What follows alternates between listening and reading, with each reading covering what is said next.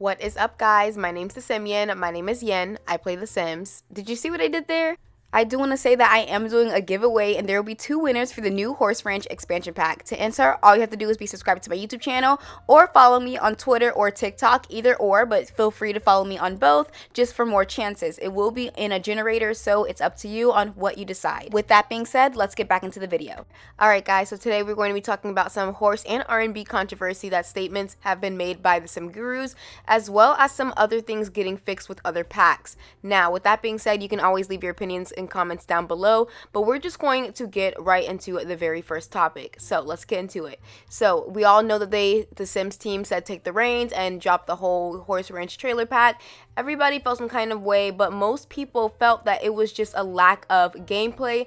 But again, it was just a trailer release. Well, lo and behold, a Sim Guru by Sim Guru Popcorn actually replied back to everything. She did go on and say, "Thank you for the enthusiasm and criticism on the trailer. Everyone has a right to their own opinion, and I completely understand we can't get better without feedback, criticisms from folks we make it for. It won't be for everyone, but I really hope you'll give us a chance." She did continue on to say, "If I'm not responding to a post, it's likely that I'm unable to currently, or it's something I don't have insight into. Gurus on here do our best to get the feedback to the folk that do. I expect strong responses to this, and I'm doing my best to process." Now, we do know that Sim Guru Bat was also working on the project and has not said a word about anything as well. Now, with that being said, we are going to get into a couple of Simmers' tweets and concerns once Sim Guru Popcorn actually released a statement based on the trailer and the criticism she was facing. Let's get into it. Now, someone by the name of Seaweed Cart said, "I know the community can be really harsh and opinionated. Make sure to take care of yourself, please." So some people did feel empathy, while others were still mad. Someone by the name of Kadia said, "You probably can't actually answer this because of NDA or something, but I've thought it's personally a bit unfair you guys have to take on social media role to promote the packs, because when something goes wrong, y'all get flooded with other companies have dedicated social media teams who deal with this kind of stuff." Someone else by the name of Simmer De Aro said, "How many chances in 9 years has the Sims community given to y'all? How many of those chances were met with disappointment? We are all getting tired of giving EA a chance when every single release is subpar and getting overcharged for subpar content."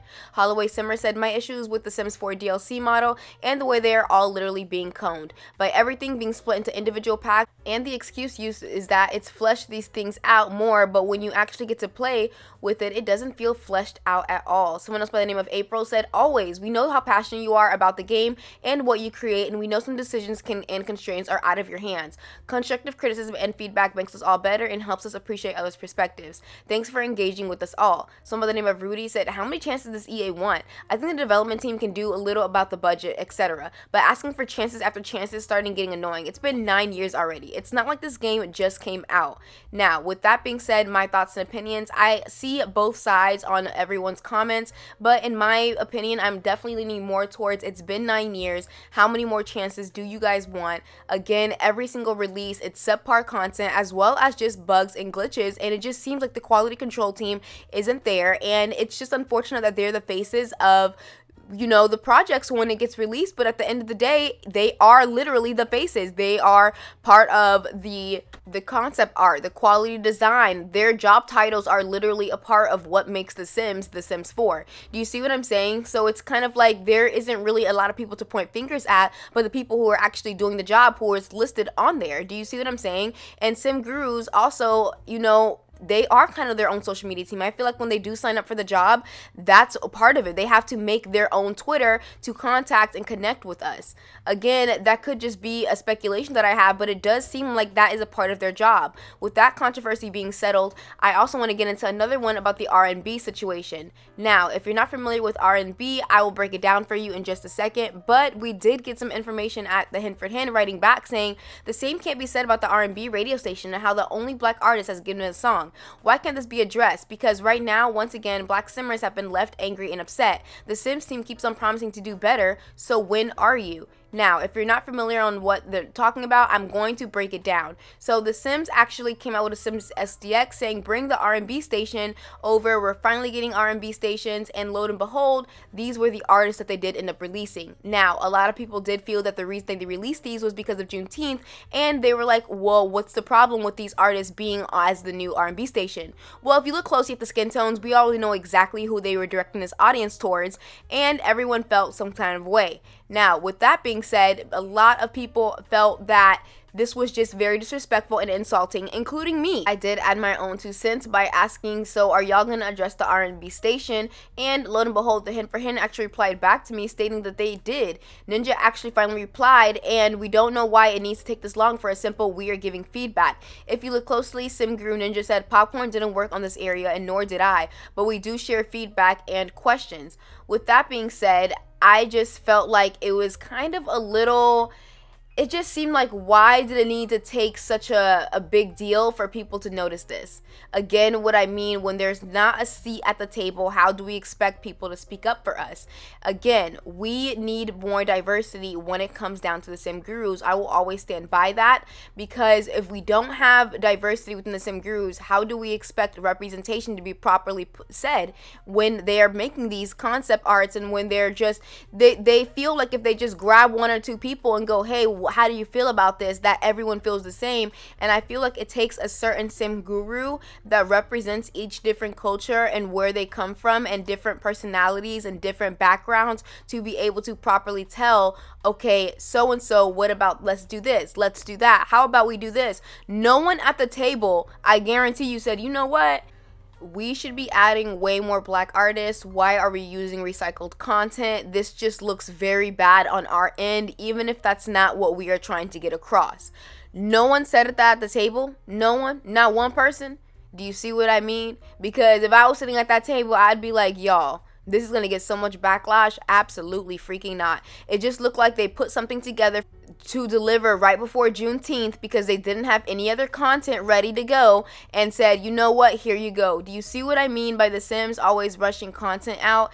It's like, who is in charge? Like, who's in charge there? I really want to know. With that being said, I'm always curious to hear your thoughts and opinions, but that was personally my opinion. Again, my opinion, because some people be attacking me in the comments, but again, at the end of the day, I'm gonna state what I'm gonna state. Let's get into the next topic. So we do know that with all the Sims 4, we have over 60 plus DLCs, and we know that The Sims has mentioned so many things such as fairies, horses, and cars. Now, we do know that horses are officially confirmed, but fairies and cars are still in the wonders. Now, The Sims did reply back to a certain person on TikTok, and a lot of people were speculating with the cottage living that came out and growing together. There has just been so many hints regarding fairies, including one of these items. Sim Guru Nova did take to Twitter saying, I'm not going to burst any bubbles, and we do know that fairies are possible with modders. Thank you, Whitney Britt, for this video. And again, Sim Guru Bat, who was an artist concept who worked on the previous pack, which is the Horse Ranch, actually wrote back to a certain simmer when they asked, as somebody who loves your fairies and also loves fairy occults, I just wanted to ask, is there hope for this? Said George Squares. And Sim Guru Bat responded, I genuinely cannot answer any questions about future content. I'm sorry, with a sad face emoji. But what I took from this is that maybe the reason that he put a sad face was because, ooh, I think we might have something. I don't know. Again, why do the Sim Gurus and Sims team tease stuff like this when it's never going to be a thing? Like, why do they do that? If they know that this is going to cause controversy, why do they do it? Exactly. They want to keep the momentum going with this game. Now, there's other packs that have been confirmed saying they will be fixed. And the Hint for Hint said, hello, Matt. I was wondering if you missed my reply in regards to the bug where photos go black. Now, this was back in May. And then Matt actually responded saying, now that's been all fixed up, to be based for release date on though, for when the fix goes live. I mean, like, I know the date, but I just can't say for sure.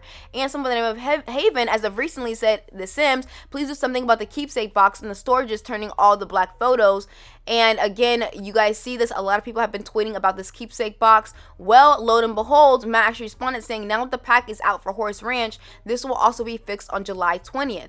But my opinion is, why so late? Why are y'all waiting so late to just say, like, okay, we're gonna be fixed, it's gonna be fixed next month? Like, this is something that's going on from growing together. What the hell? Like, this makes no sense. And then, like, after, do you see what I mean when I mean that they cause their own, like, backlash? Like, what are y'all talking about? Oh, it's gonna be fixed after the Horse Ranch pack. Why not fix something that was supposed to be fixed a long time ago? This is what the Simmers were talking about early on in the video with the tweets, saying that how many chances are we guys gonna give you guys? That makes no sense to me that they would wait that long to release a patch fix for something that should have already been fixed to begin with when it came out, but it was for a previous expansion pack. So you're gonna wait till another expansion pack comes out to fix a previous expansion pack?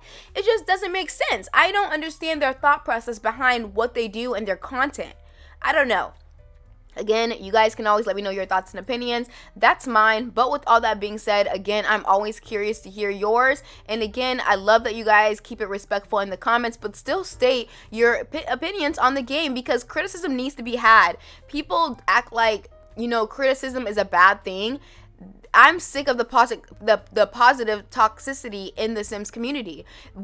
I'm not saying that being positive is wrong, but looking and choosing to turn the other cheek is what's gonna get us an effed up game. Do you see what I'm saying? Like, when we speak out about issues, that's how things get fixed. That's how things happen most of the time when it comes down to the Sims community. With that being said, thank you guys so much for watching. If you guys did enjoy this video, please give it a thumbs up because it truly does help on my channel. We are on the road to 20K, and I will see you guys all in the next video. Bye.